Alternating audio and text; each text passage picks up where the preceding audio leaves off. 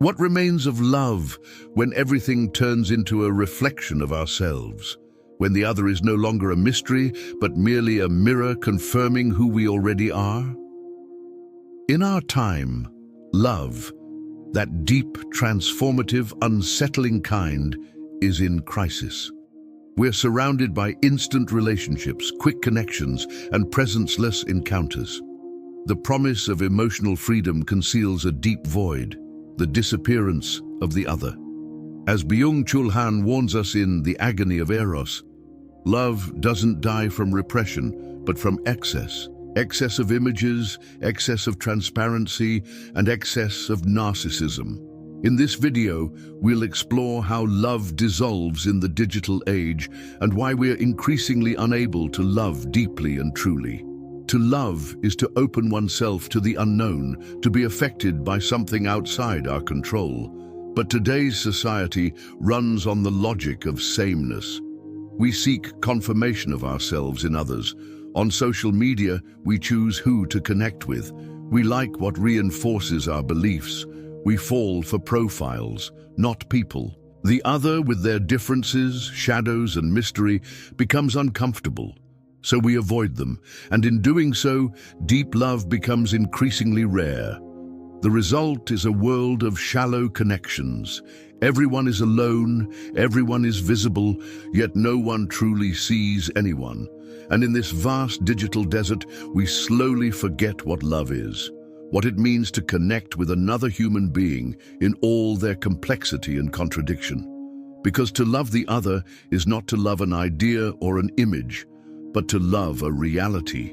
In his book, The Agony of Eros, Byung-Chul Han paints a stark picture of the state of love in our time. He argues that our contemporary culture has betrayed the essence of love, turning it into a mere shadow of its former self. Instead of a passionate, transformative experience, love has become a transaction, a means of self-gratification and a tool for social status.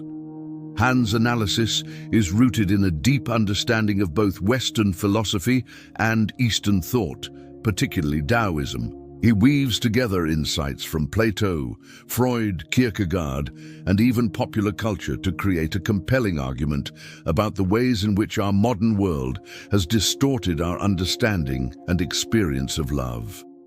One of the most thought-provoking aspects of Han's book is his exploration of the relationship between love and desire.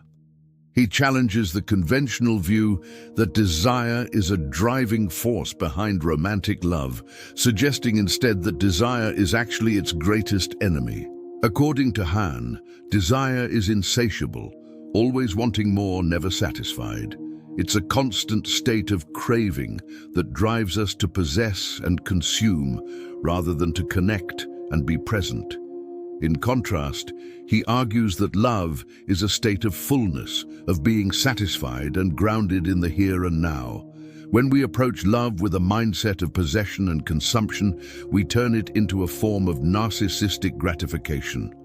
We use love to fulfill our own desires, and we discard it as soon as it no longer serves our needs. This is where the concept of digital narcissism comes into play.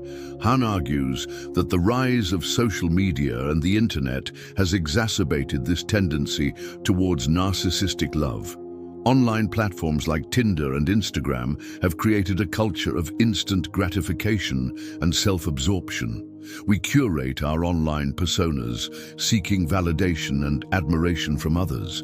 And when it comes to romantic relationships, we tend to look for partners who reflect our own image back at us, those who admire and validate our sense of self. This creates a vicious cycle where we are constantly seeking external validation, and we lose our ability to connect with others on a deeper, more meaningful level. Another way in which our contemporary culture has betrayed love, according to Han, is through the emphasis on transparency and openness. We live in an age where everything is laid bare, where privacy and mystery are seen as outdated and unnecessary. We overshare our personal information and we pry into the lives of others. But this relentless transparency has a detrimental effect on our capacity for love. Love, says Han, flourishes in the realm of ambiguity and the unknown. It requires a certain amount of mystery and privacy. When we know everything about someone, when there are no surprises or unanswered questions, the spark of romance is lost. Moreover, the pressure to be constantly open and honest leaves us feeling exposed and vulnerable. We guard our hearts carefully, and we become reluctant to trust or be intimate with others. This fear of vulnerability is a major obstacle to loving and being loved in a deep and authentic way. So how can we escape this downward spiral and reclaim a more profound and meaningful understanding of love? According to Han, it starts with a shift in mindset.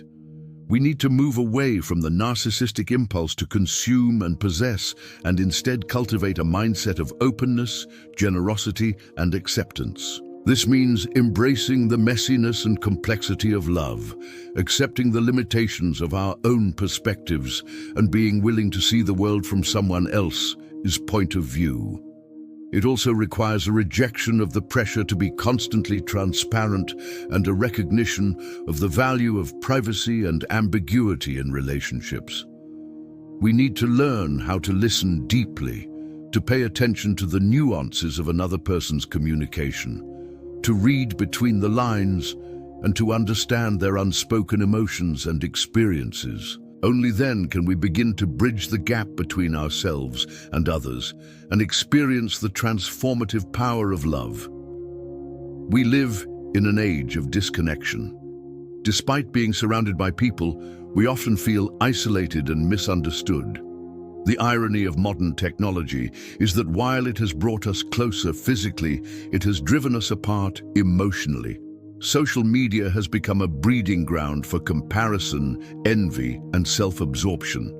And the relentless pursuit of success and material possessions has left us feeling empty and unfulfilled. In this context, love seems like a distant memory, something we once knew but have long forgotten. Yet it is precisely in this moment of disconnection that we need to remember the power of love to heal and redeem us. Love has the power to break down the walls we have built around ourselves and connect us to something greater than our individual desires and ambitions. It can remind us of our shared humanity and the importance of compassion, empathy, and kindness. But embracing this kind of love requires a radical act of defiance against the values and norms of our time. It means turning away from the screens that have become so dominant in our lives and reconnecting with the physical world around us. It means engaging with our senses, appreciating the beauty of nature and the people around us, and being present in the moment. It also means cultivating a sense of wonder and curiosity about the world and the people in it. Love cannot flourish in a climate of cynicism and apathy. It needs to be nurtured through our thoughts, words, and actions. Byung-Chul Han's work is a call to action, an invitation to rediscover the transformative power of love in a world that has forgotten its importance. It is a reminder that love is not a feeling, but a practice that requires patience, persistence, and above all, courage. As we conclude this video, let us remember the words of Han, that love is not dead, but it is struggling to breathe in a world that only wants reflections. It is up to us to create the space and conditions for love to thrive, to listen deeply, to communicate authentically, and to embrace the mystery and ambiguity that makes us human. Let us have the courage to love in a world that often seems unlovable. And let us do so knowing that in doing so, we are not only enriching the lives of others, but also our own. Thank you for watching. If you found this video helpful, please support us by liking the video and subscribing to our channel. Your support helps us continue producing thoughtful and engaging content on philosophy and psychology.